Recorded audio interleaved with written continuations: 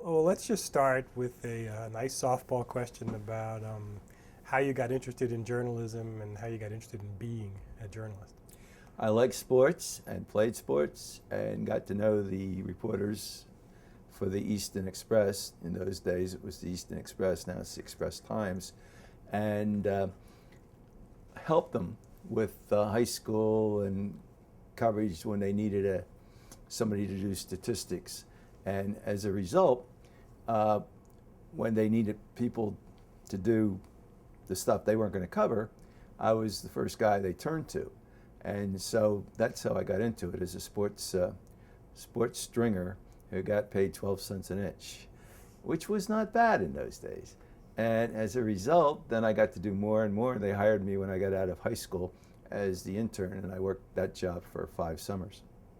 And was that doing sports or doing No, other? once I did the sports, then I got the internship. Then I did city sports, whatever, obits, whatever they needed. Whoever was on vacation. The first summer they went a little more cautiously because they didn't know whether I could cover meetings. By the 3rd summer or 4th summer, I was covering more council meetings than I ever wanted to see. So those were summers while you were a college student? Yeah, the one before, and then up to and following graduation before I went in the Army. Yeah. And then when I went in the Army, I was sent to New York, and I got, thanks to their recommendation, I went to the AP and I got hired on the spot. So I was able to work for the AP while I was still in the Army for 2 years, and then went to Columbia. So I did a lot of night and weekend work for the Associated Press through those 3 years. And why did you decide to go to Columbia? Columbia was said to be the best school in the country for journalism at the master's level. And I was in New York besides, and I liked New York, and basically I also got a full scholarship. Uh-huh. But you were competitive already up and running in a way in terms of your journalism career. You probably could have just kept going. Oh yeah, I didn't job. need to do that. I kept working while I was in school. Yeah. I worked nights for AP, so I left nothing on the table in terms of experience. I just kept going, and some weeks it would be 4 nights instead of 5. Others it might be 3, depending on what was going on at Columbia. But yeah, I just stayed with it. But I thought I would teach one day, because my parents both taught, and I thought a master's degree would be desirable, so I thought, so why that's not? why they hired you here. Because I had a master's from Columbia, right? No. But in the long-term scheme of things, I thought that might work. Yeah. So we're talking about the early 60s at Columbia. Yeah, And right. so one of the things I'm really curious about is, to what extent did they talk about ethics as part of the journalism curriculum, or it probably wasn't a standalone course in ethics, but how was it built into things at all? And to what extent? It wasn't built into the extent that it's built in today, and I think it's been an evolving thing, because the old-time reporters, and I'll say particularly in New York, because there were probably 6 and 8 papers at one time, went back and forth and had newspaper wars that probably, tested the ethics of some of the people out at those papers. But there was a textbook we had by John Hohenberg, who was a major figure in the field and the Pulitzer Prize Pulitzer Prize Committee Secretary, and who I also had for several courses. And John had a lot of thoughts on the fact that the professional journalist is ethical, does the right thing all the time, has high standards, and is expected to maintain those standards. And we didn't have a lot of issues to talk about. There wasn't a lot that was going on in terms of ethical problems that came to light. There was only one that I can recall, and that the old Brooklyn Eagle, which was Brooklyn's newspaper, had been revived the year that we were in school. It had died and been revived. And one day there was a headline, a front page headline, major headline, 72 point. It said, "Death threat bared to union leader." When you read the story, somebody was quoted as saying, "Sit down, you idiot, or you'll have a heart attack." And we all thought that was a little, even for a paper trying to be rehabilitated, that went way too far. Oh, that's pretty funny. But that's the only one I remember from that era particularly. Yeah. So, if he was calling on journalists to be ethical and maintain standards, like, But I mean, how do you know what that means? I mean, how do you know what the standards are, They and didn't what talk it means about to it. be ethical? I think the assumption was you would know that you should do everything that made sense and was right in the context of times. And they did talk about things like that. You know, when you handed in stories, you had to have the context and so on. And we had people from the New York Times and Herald Tribune who were on the staff, and of course they edited the copy, and you know, we got to talk to them about some of the things going on. But there were no major problems in New York that year that came to light as a result of ethical situations. I might hasten to add that it was a newspaper strike too. As a result, many days that year were without newspapers. It was one of those trying to get the printers to agree to better terms so that they wouldn't have to have bogus typeset, but that took a long time to resolve. I mean, do you think the expectation was that people would just kind of inhale, you know, the sense of journalism standards and ethical standards just by being in the newsroom and being around professionals, that you didn't really need to I would say talk probably about it and explain it? I would say probably just because it was the era, and most people thought that that was the thing to do. You know, I can't tell what the thinking of Columbia was, but I don't think they were pushed to go into that particular field because there were no issues on the table to deal with. So why do you think, in terms of the education of journalists, why do you think that has now become an important component? Well, what's changed? To be honest with you, I think some of it became fashionable just because it was a school could get a leg up on another school. I also think that there were enough cases building over the years that you could, you know, have case studies, and I think that people became more serious about maintaining standards. You see books on the subject. The Freedom Forum put one out on principles of ethical coverage. Robert Heyman, who had been the editor of the St. Petersburg newspaper, was the author of that, and there just been more efforts to do work like that. So I don't get the sense that you think that in the days before formal training in ethics that you know, journalism was some kind of cesspool of, you know, shady activity, and that finally people reached a point where we said, hey, we better, you know, get our house in order and start training ethical journalists. I didn't get that sense. Yeah.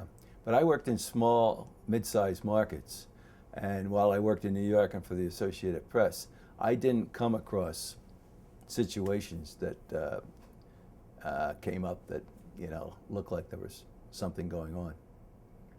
So when you think about the editors that you worked under at some of these papers when you were first starting out, and how they handled situations, I mean,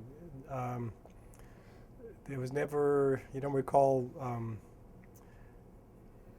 sort of attempts to sort of instruct you, like, here's what you need to do to do this job right, or, you know, to be an upstanding reporter or anything like that, or situations that they themselves were dealing with where you were sitting on the sidelines watching how they handled some of these tricky situations? The only tricky situations I saw were when you had let's say a strike in town, one side wanted more than the other side, and the city editor basically and the reporter covering it basically told them it didn't work that way. And the city editor that I worked for was extraordinarily good.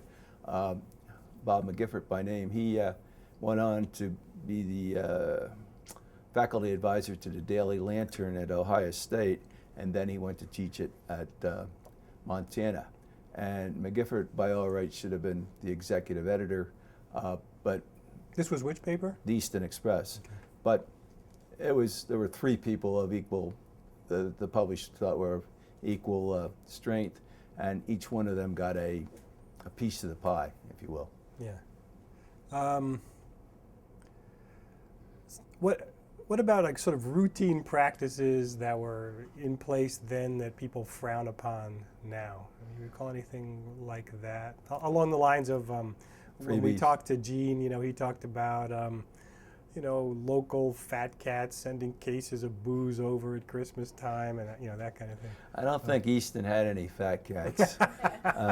Philadelphia was a big city, and I think if you worked in major markets and you're on the Although I business think staff, he was talking about Arkansas back. that would even earlier be on. That would even be a more tempting state, I would suspect.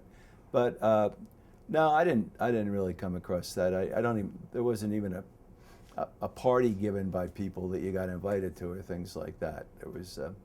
I was not much of that when I was at the State House.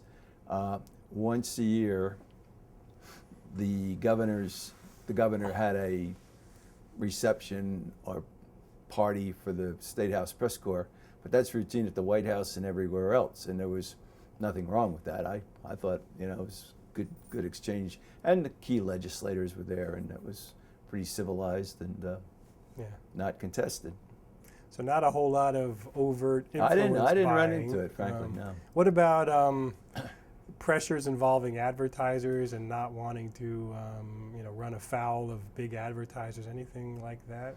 I think the newspapers in those days were so solid in terms of revenue that I don't think that kind of stuff would wash. In fact, the few times car dealers or real estate people came in and asked for something when I was in Jersey, and had more to do with they wanted their legitimate stories in the paper, that they didn't think they were getting enough good ink for what they did. And they probably had a good point in some of the things where they had awards and things of that nature. But only once did some real estate person threaten to pull ads, and I told them to go ahead. I'd take them out of the paper for them because I knew that, they had to advertise to get the returns. Yeah. But it was an era when newspapers were, pretty well off in terms of revenue, and that worked well. The flip side is, even though newspapers aren't especially well off today, I don't think it would change the mix much, because most editors and publishers are absolute in their determination to be straight. Now, we can probably find one a year that goes off the deep and narrow, but I haven't seen any evidence of that lately. So, okay. It's an interesting point to explore, though, the idea that sort of the link between ethics and being sort of financially robust. The idea that that the era that you're talking about, the 1960s and 70s, let's say, that the newspaper business was so strong that you didn't have to take any guff from anybody, in a way, that right. you weren't susceptible or vulnerable to anybody's pressure, because you could just flex your own muscles and just say, back off. That's right. So nowadays we have a situation where, as a result of the net, things have weakened. The only change that I have seen or have experienced is a number of newspapers are running ads on the break pages, in other words, the cover pages of the newspaper, and they're getting paid premiums for them, simply that they get a percentage higher than the normal rate to run them there. And that's the one exception I think I've seen to the way things were. Now, there are fewer ads in the papers too, and we all know there have been staff cuts and things like that, but I haven't heard of any bizarre stories. Okay. So you said you covered sort of the State House in Trenton, and one of the things that, especially from that era, was was there a problem of reporters being too cozy with some of these legislators? Were there instances where reporters knew about shady stuff in people's private lives that they just kept under their hats, whereas 20 years later they might have reported it? You recall anything along those lines? When I was there, there were a couple of counties in New Jersey. One was highly Republican and one was the opposite, Democratic, where it was said that the political reporters in those counties were paid by the parties to do public relations, in other words, to take care of them. But at the State House, I didn't see any of that. But I suspect it actually did exist, because it was always a topic of conversation that these guys were taken care of. But I think it was more of a thing where there was a concentration of one party or another, as opposed to the general run of things across the state. No, I didn't see that, really. Yeah. What about it in general? I mean, do you think newspapers were more respectful of people's privacy then than they later became? Oh, I'm certain of that, and I'm certain that if we had pride or looked, we'd have probably found some things, but I don't think anything came across as that obvious. Later, after I was gone from that market and from New Jersey, a governor was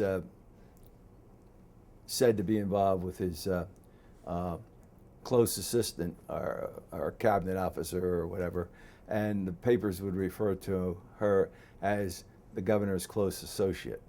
So I think that was about as far as it went. Mm-hmm. Well, what about when I think about the history of New Jersey, in the 1960s, I think about the way, Newark erupted in racial tension and so on. And were you involved in any way with editing, maybe as an editor with some of that coverage? I was at Trenton also erupted, and Plainfield also erupted. And I was at the Associated Press as the state editor when some of that started. And as such, I was what you call an inside guy. I was running the desk and taking dictation and putting stories together. Was I out covering that? No, I wasn't. But I was there during the process. Later, at various papers, you saw smaller riots or smaller flare-ups in some cases where there was picketing, but that didn't rise to the level of burning Newark. Yeah, because one thing I'm curious about is, a lot of journalism in the 50s and 60s, the coverage, a lot of people would see the coverage as having been kind of racist, that there's sort of a knee-jerk siding with the authorities and treating the people who are, taking to the streets and burning things as just a bunch of, hooligans or thugs or something like that, and not sort of recognizing like the real grievances of those populations, those kinds of things. Did you have a sense of like thinking back to the coverage, whether it was even-handed or balanced, or whether there's any problems with it? I didn't see any where I worked. I didn't see any evidence of racial problems or ignoring a faction. We also had in Jersey a governor at that time. This is not the person I had mentioned in connection with the other thing. Dick Hughes, who was a highly moral guy, and he had his chief aide was a black fella who, was the eyes and ears of some of the things going on. And I think because Governor Hughes really wanted to make this thing work, that he was attentive to any of the situations that might develop. Once all hell broke loose, so sometimes it was just difficult to, contain it. So. Yeah, and in general, apart from all those riots and stuff, did you in the papers that you work for, and as an AP editor, you think about just coverage of minority communities in general. How do you think the coverage? I think the coverage had really picked up by that point. I think we're talking about a lag time, where some of that I think was perhaps true 10, 15 years before, and manifested itself later because of the fact that people became a little bit more militant and we're going to do something about it. But a lot of that reflected what had happened maybe 10, 15 years old before that. And frankly, in Jersey, that state was pretty buttoned down in terms of racial fairness. And, people in office, different mixes, ethnically and color. And, I suspect if we went back to the 40s or 50s, we'd probably find some stuff in papers. And the only thing I remember somebody telling me that I asked in a particular file copy of a paper why a section of a township was called Coontown. And the guy said, well, that's because all the black people live there. And I said, well, when did you stop that? And well, we stopped that, 10 years ago or something like that. So I think there was a lag time factor. And I think housing was also a problem, and it wasn't a problem just because there were ghettos. It was a problem because, people weren't making enough sometimes to get different housing. So I think there was a little bit of that going on. Yeah. But I don't think the papers reflected it. Well, what about sort of sins of omission kinds of problems? Because like one criticism of journalism in those days is that the newsroom itself wasn't very diverse, and so you have this sort of white reporting staff that just doesn't really notice the problems of inner city neighborhoods very much, and so here's like very real social problems that need to be reported, and were they kind of ignored? No, I think Just that like- was probably true. I think there were social problems that people didn't really know about because the staffs were, if not all white, mostly white. I know that Gannett was committed on USA Today, for example. That's 20 years later. We would have a percentage of minorities to reflect the percentage in the country, which was at that point roughly 18–20%. And I don't think people were doing that much before that, although the American Society of Newspaper Editors began to work toward that goal. But if you see the data, a lot of papers,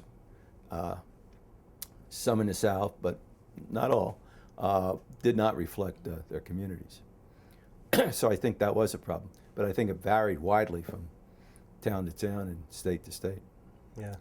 How much do you think Watergate and the coverage of the Vietnam War sort of trickled down, like to all, to journalists working everywhere in terms of being more aggressive, more adversarial toward, whatever officials were telling them, whatever the official line was, whether it was coming from local cops, local government, legislators, and so on? I'd say it was a big ramp up, just because I think reporters at any level saw that there was so much misinformation that I think they became more alert in their own markets. Now, there may not have been that much to deal with in their own markets, but I think they did step it up.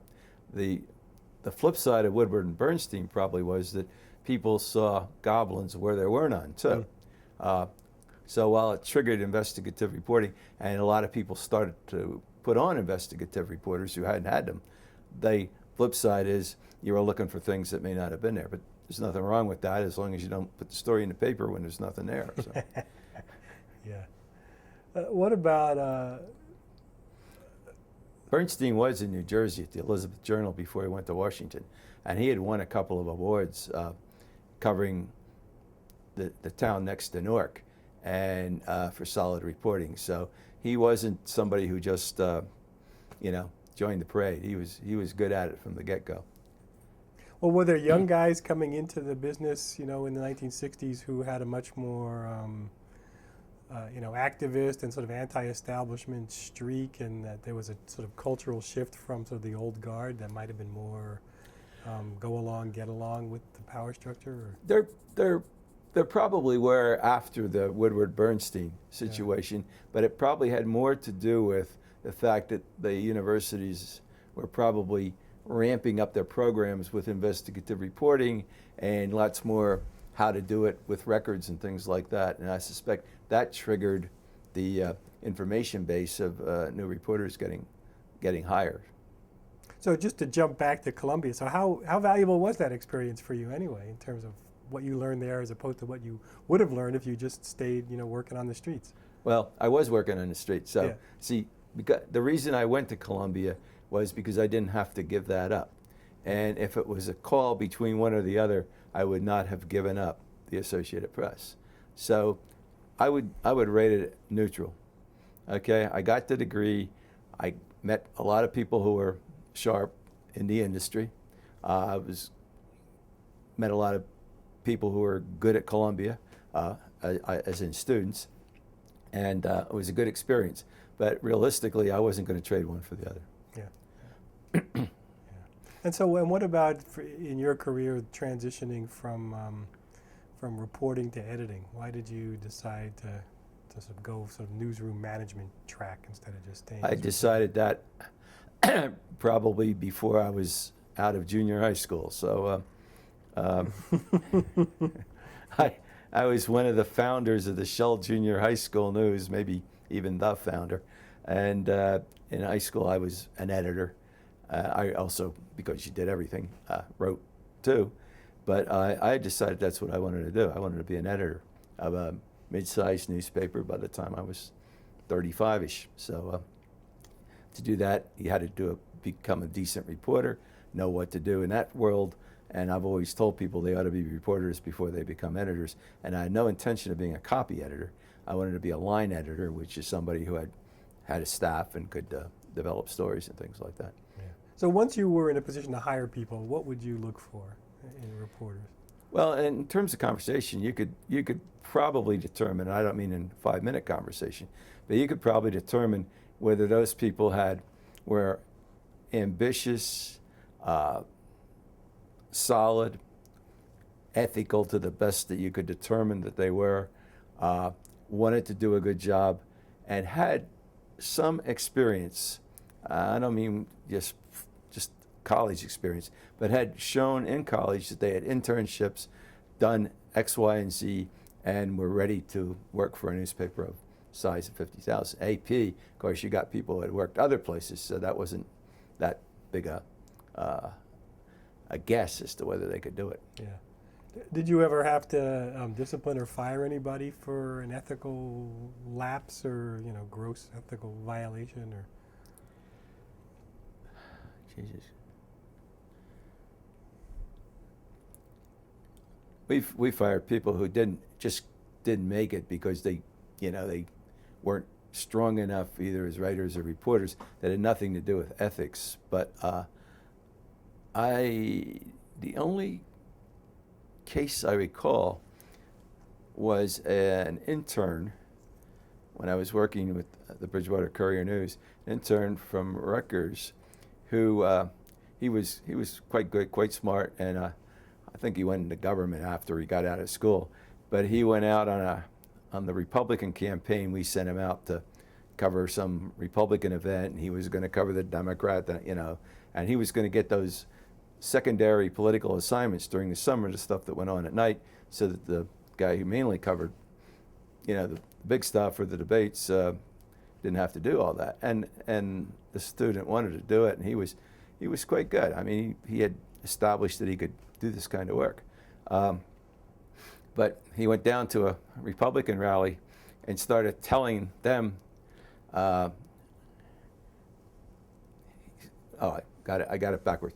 He went to the Republican rally, covered it okay, but then went to the Democratic rally, counterpart, and told them what the Republicans were doing and what they were up to. So he got himself involved in the process. So because he was an intern, we just told him, you should have known better. We didn't anticipate he'd do that.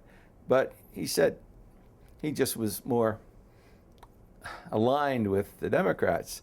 And we said, well, you just can't cover politics the rest of the summer. But, and he was going into government anyway, it turned out. But yeah. That was the only one, and perhaps he should have been counseled before he went out. But then again, in that era, nobody expected, I don't think, you to go out and cover one and tell the other one what they were doing. So, yeah. But that was the only one I can recall. Can you recall any times when any place where you worked where there was just a barrage of phone calls or from angry readers or letters, something where the public really got upset with something that you or your paper had done and what it was? The gun lobby was always active, and occasionally there'd be an editorial that guns should be controlled, and then you get a barrage of phone calls. But if you really tracked them, most of them came from outside the market.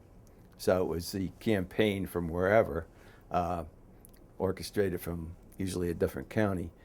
There was one that was quite funny in Rochester, New York, where the Albany paper was the Times Union, and the Rochester paper was the Times Union. And one night we started getting calls about some story about you guys are always covering the Italians in a negative fashion and the mob, etc. And I was going through the paper and going through the paper. I was working nights. I couldn't find any stories. And finally, I asked the next person where they were calling from. And they were calling from a suburb of Albany.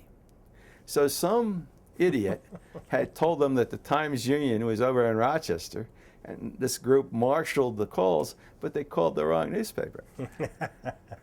So I tried to convince the next caller of that, and ultimately about the third or fourth one got it, but it was one of those that you say, hey, get a little smarter. Yeah, right.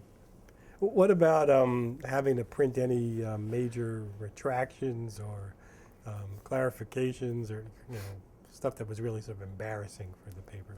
Well, the one that Gannett was involved in was the Cincinnati Enquirer with the banana company that was Chiquita, yeah. involved with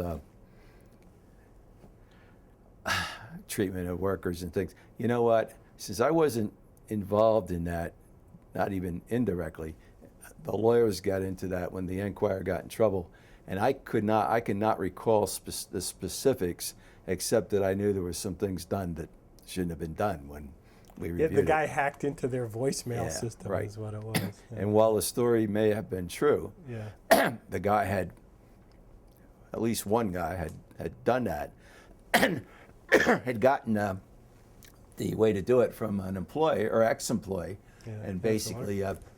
basically had worked it. That was the most embarrassing one. It was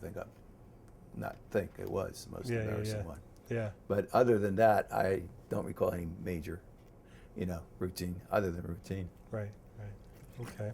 What else did I want to ask you about? I want to ask you about, these days there's been a lot of discussion about over-reliance on anonymous sources, and that we really need to tighten up our policies, and that you should only grant anonymity, when it's a really important piece of information and there's no other way to get it from a named source. And so the implication is that people have been sort of lazy about it and over-relying. And so I just wonder, going back again to the 1960s and 70s, you remember how, what the policies were? Or was there a policy, or was there a problem, or when did it become? I don't think there was a problem, but again, this is a capital city problem or a major market problem. Outside of Washington D.C., you don't see a heck of a lot of anonymous sources, and every time there's a new data survey or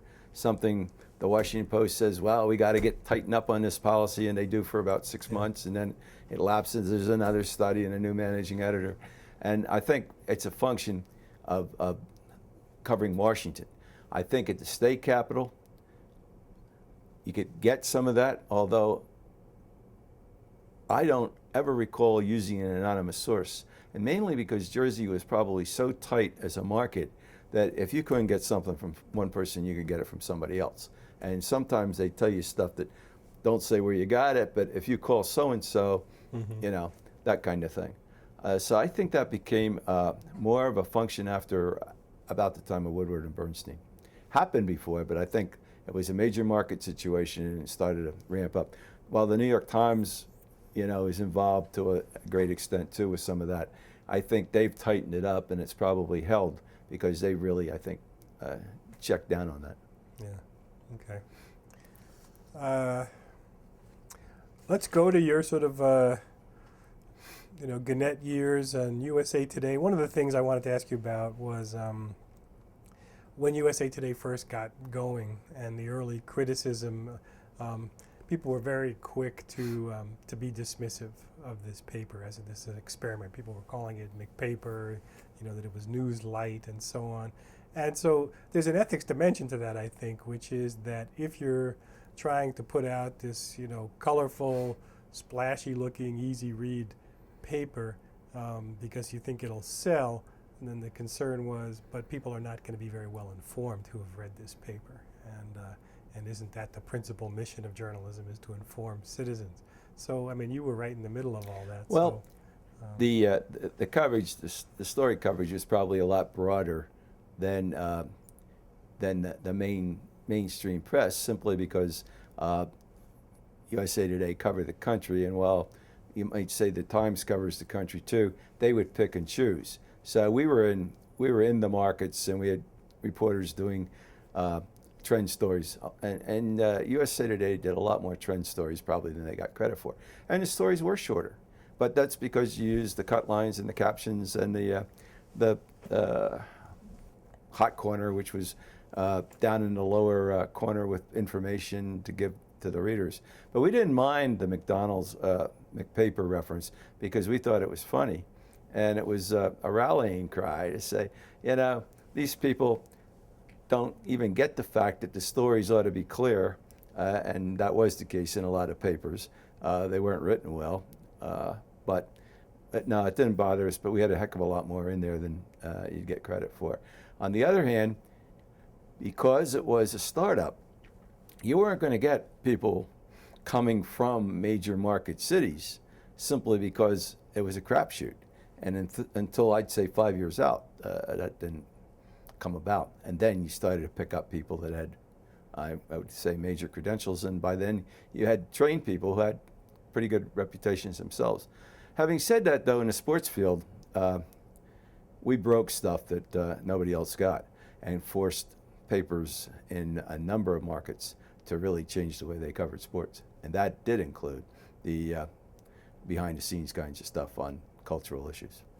That brings me to Arthur Ashe. I hadn't thought about Arthur Ashe until just this minute. I mean, that's like become a classic, sort of in the hit parade of journalism ethics case studies. The Arthur Ashe has AIDS, and it was USA Today that reported it. Can you recall? I wasn't all there. That was about? I was removed. I was in corporate, as they call it. Yeah. Yes, I knew they were going to carry a story the next day because they called me and told me. But the background was that Ashe had gone public because USA Today was going to carry the story. And the story was written actually by a guy that knew him quite well, the tennis reporter, who also happened to be, friendly with him. And they thought that because he was a public figure, that it was a story. That was their thinking. Beyond so what that, do you think about that, just as frankly, an observer? I agree with it. Yeah. I agree with it. I think somebody at that level, I couldn't even conceive today that story wouldn't have gotten out before it did. Yeah. I mean, his argument was, I'm now retired from tennis. I'm less of a public figure than I was before, and something that affects me and my family and the people close to me so personally. How come I don't get to decide whether or not to make this information public? If the National Enquirer were on it, I don't think they'd have held back. But I'm just trying to be funny because we had a class today on some of that stuff. Yeah. And the fact is, though, I think that story was going to be reported, and it happened that the guy got it, the tennis reporter got it and went with it, and the editor at USA Today decided to go with it. So, as I said, I did agree with it. Yeah. I didn't give it a lot of thought at the time because I didn't think it was going to be that controversial, but really. Yeah. Let's go back to sort of the planning stages of USA Today, just because that paper really was pretty revolutionary in many ways with its use of color and so on, and going coast to coast. The reason that color was revolutionary is because the other people didn't have color presses. I mean, that was the long and short of it, except in Florida where they had a lot of color papers. Yeah. But it was a real departure in lots of ways. It must have been an exciting thing to be involved with. Yeah, it was. A year before we started the ramp up, and the process was sort of organized in the calendar. By this time you got to have this done. The hiring was the big thing, and to get the hiring off the ground, we borrowed people from Gannett Papers who were not only eager but willing to come to work and get the experience. And the idea was they'd work at USA Today for 3 or 4 months and then revert back to their paper or stay. The decision was theirs entirely, unless they just didn't work out, which wasn't the case too often. And so we hired, I'm going to say, a dozen planning editors, people who were going to run the sections, and maybe a deputy, and then we kept going. They'd hire the next wave. These weren't temps. These were, long term. And then by June-ish, before the September 15th startup, then we really ramped up, and we had a lot of applications actually coming in, and started to make those decisions. When we got started, we realized rather quickly that we needed, I'm going to say, another 100 people, mostly in graphics and photo, because that was the new thrust of the paper, and we had underestimated what we needed there. In the other sections, sports, we were pretty much on target. We knew what we were doing. The money section, we needed to beef up simply because, to be competitive in that world, you needed, more New York staffing, and we were able to get some from magazines and also from people that just were a little lower on the curve than people working at the New York Times. And so that went together pretty much. And by the end of the year, 3 months after we were into it, I think we would say that we were pretty much at the staff level we needed at that stage. So refresh my memory, where were you like when the planning of it began? Well, actually, when the planning of it began, I was the general manager, VP News for Gannett News Service, and I was in the Washington Bureau. And then they started they started to plan it. And then I went I should probably know this history, but I don't. It was a one person's brainchild pretty much? Yeah, it was Al Neuharth, the chairman. Okay. Chairman and CEO Al Neuharth. It was his idea, and he, with his lieutenant John Quinn, the senior executive vice president for news, started working on it with others. Mm-hmm. And then they had a planning team, a research team of 4 or 5 people that happened to include my brother, who was knew more about. He was a news guy with marketing and research skills, and a few others. And they started the ramp up.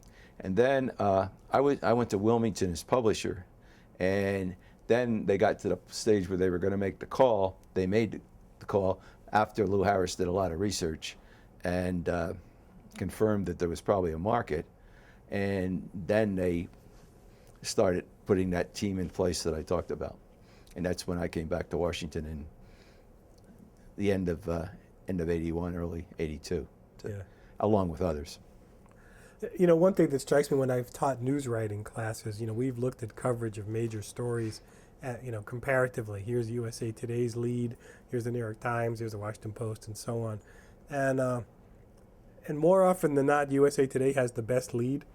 And I wonder, who was there somebody, who was particularly sort of directing the writing, and had this very specific vision about how the paper should be written that was going to distinguish it from some of the other papers? I would say that everybody on the planning team knew that we had to have the clarity, the shorter sentences, if you will, cover as much information as possible in, say, 8 inches, but it could be 15.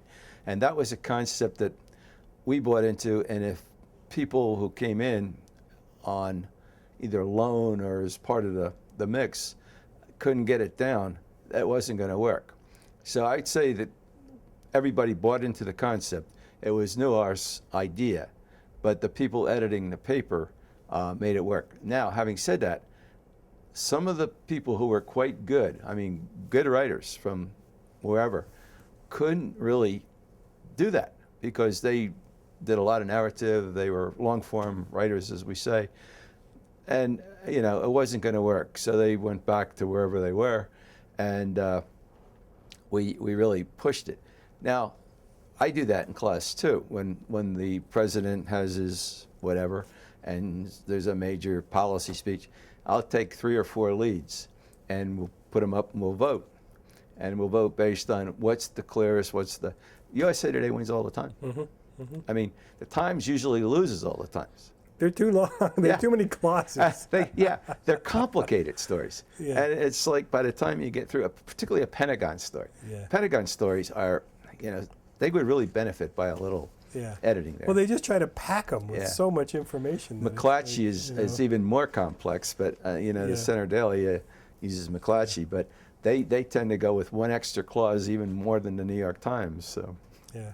So it must have been a tremendously gratifying thing, though, that this paper that people thought this is not going to last, and this is a piece of fluff, wound up, first of all, lasting, but second of all, influencing the doing of journalism everywhere, including the New York Times, because one of the things I do in class too is I'll show them, what the New York Times looks like today and how influenced the New York Times is design-wise by USA Today, how much USA Today pushed the New York Times, first of all, to move to color, to have bigger photos, nicer graphics, just, much more attention to design, which, New York Times was just the most boring looking. It took them a paper while to get there, imaginable. though. Actually, Yeah, it did. That didn't come Until easily. the to 'em. '90s, I think. Yeah, Um, it took 10 years.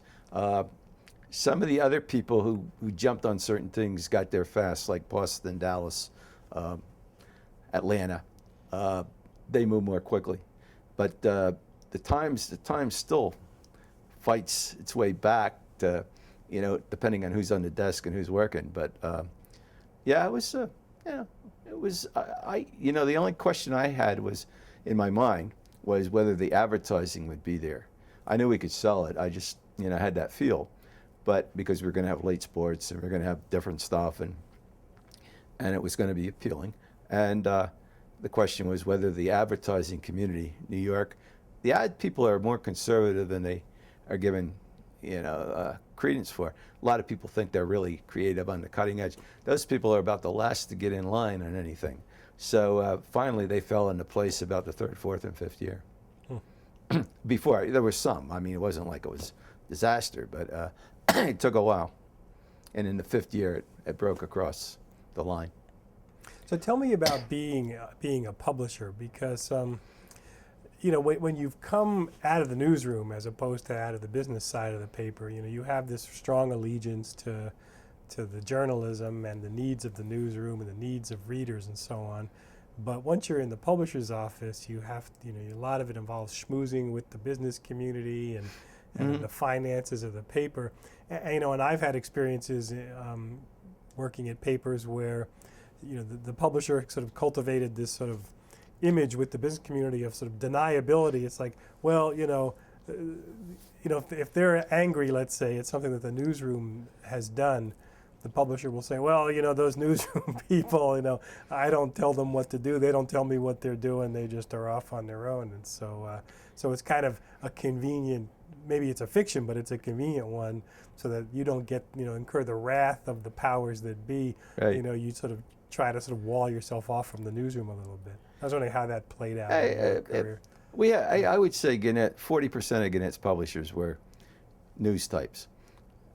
Maybe it was 48, maybe it was 38, but a lot of them had backgrounds in news. Some, of course, had backgrounds in advertising, a few in business, a few in circulation. But because of that background, I don't think it played that way as much. But I'm sure if somebody came from advertising, they probably used that line. Those of us who came out of news probably tried to defend whatever it was, or say, that's not right, you're wrong. And it depended who you were talking to. If it was somebody that was logical, yeah, you could talk sense to them. Or they may not agree with you, but it was on a higher plane. If somebody was just had it in for the paper, no matter what was going on or who was there, you didn't try too hard. You just didn't try too hard. I didn't get a lot of that. I got some of it. The biggest thing I got was that because I was around and out and went to things, the line I got basically was, we see more of you than we saw of your predecessor. And when you get to the town, the new town, and Wilmington is a business town, they invite you to things, you go to things, you meet people. And the chairman of DuPont called me, Irv Shapiro, who was a long-standing, big-time name, and invited me over to a lunch at the whatever club. And the last thing he said to me was, you're going to do okay here, because you talk to people, you're around, and you're a hell of a lot smarter than your predecessor.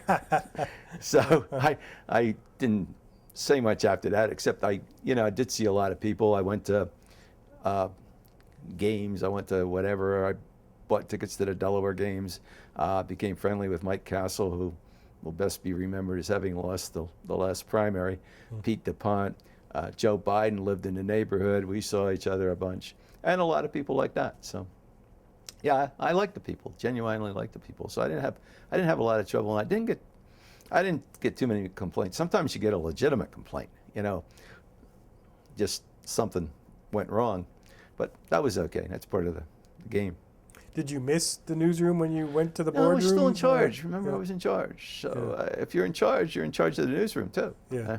That didn't mean you did the story budget or anything like that, but if you had a story idea, it usually was a good one, as opposed to some half-assed scheme that somebody came up with. So. Yeah, No, I never considered myself out of that because I was over here. yeah. Can you recall any times when like bottom line considerations had to take precedence over journalistic considerations? No, And, no. you know, getting The- blowback from editors or anybody? the or closest you reporters? came to that was when you had when you had a recession or a downturn, you basically froze it at a level that was probably, same as last year, and that would be then 3% or so less than the year before. But you could cut back on if you were using a lot of stringers, if you were using a lot of feature material or buying a lot that you weren't using. Usually that was the first place to look. Yeah, you'd get that about every 3, 4, 5, 6 years. For one run was about 7 years. It was just pretty good. So. Yeah. So after 2000, things changed, But you got out sort of just in the nick of time. as it turned out. Yeah. So looking at what's going on in the business now and what's happened the last few years, I mean, what do you think about how the decision makers are handling things? I mean, would you do things any differently or The biggest question for me is, I guess, why we don't try to sell this stuff from the papers. Some are trying it. There's experimental stuff going on. But I would have, easy for me to say now, but I think I'd do an introductory rate that I try to get the industry together for. You can get any paper who's part of this group for $5.95, for 3 months, then you go to $5.95 a month. But the hard part in dealing with the industry, which is the different groups, is to get them to agree on something. And when we were trying to get national advertising through a consortium, that probably took 3 years. And usually one company, for some reason, had to have, and usually personalities, had to have the power and the ego, and it was just tough to put together. And I think one of the strengths of the newspapers are they're all different, but the other side of that is if they could work together sometimes, I think it would affect everybody favorably. Yeah. That's still out there. Yeah. Business decisions to me are also wind up being ethics decisions. And so one of the things that that some people, looking at what's going on in the newspaper business now, they say, you're in this period of declining circulation, reduced advertising revenue, and then people's solution to that is to shrink the staff and therefore shrink the coverage. And so how do you sell this product to people by making it worse? That if people feel like there's less news, there's less in the paper, then they're going to be even less inclined, to do business with you. So you have this kind of death spiral thing. Like the more cuts you make, the crummier the paper becomes and the less it serves.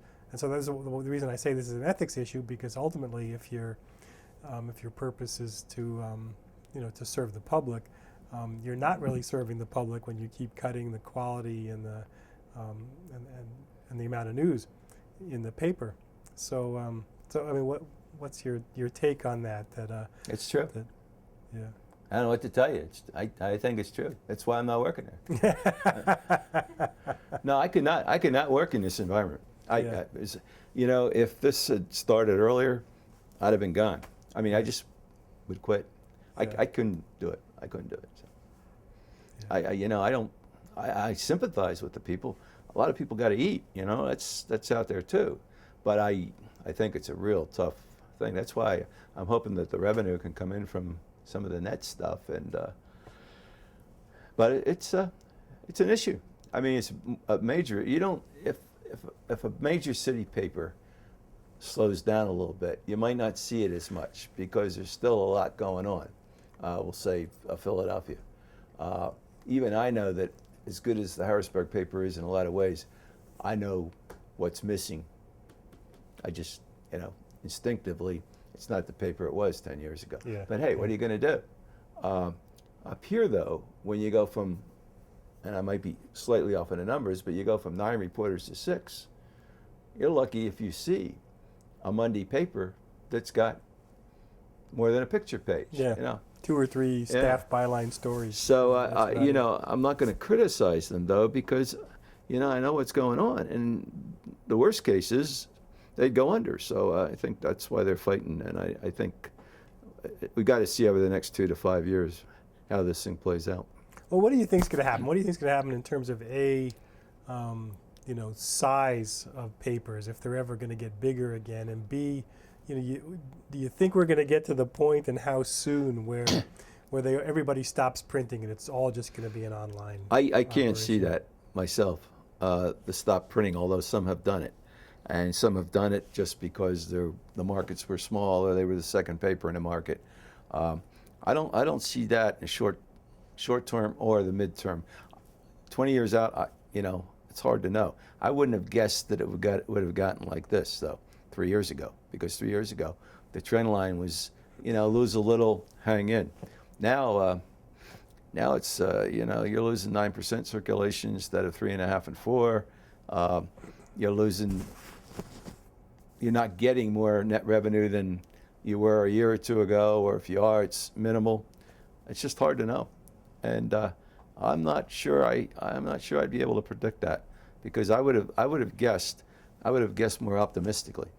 Right now, I'm cautious for the next year. If we get the economy back, and the increasing evidence is the economy is making its way forward rather than backwards, we might see a little shift. Yeah. Well, you know, as a person who really likes reading the hard copy Yeah. of the paper more than he likes reading it on Right, a me too. computer screen, but you know, as more and more of us have iPads or things like iPads, Right. I mean, the one really enormous advantage of that technology, it seems to me, is the updatability of it. Mm-hmm. You know, so you get your New York Times or your USA Today at 6 o'clock in the morning, and then big news happens at 10 o'clock in the morning, and you can now have this paper Right. that you're carrying around on the bus and on the subway that's got the new news in it. Yeah. That's a huge advantage. Yeah, it is. The USA Today and the Times are doing a good job on their updates.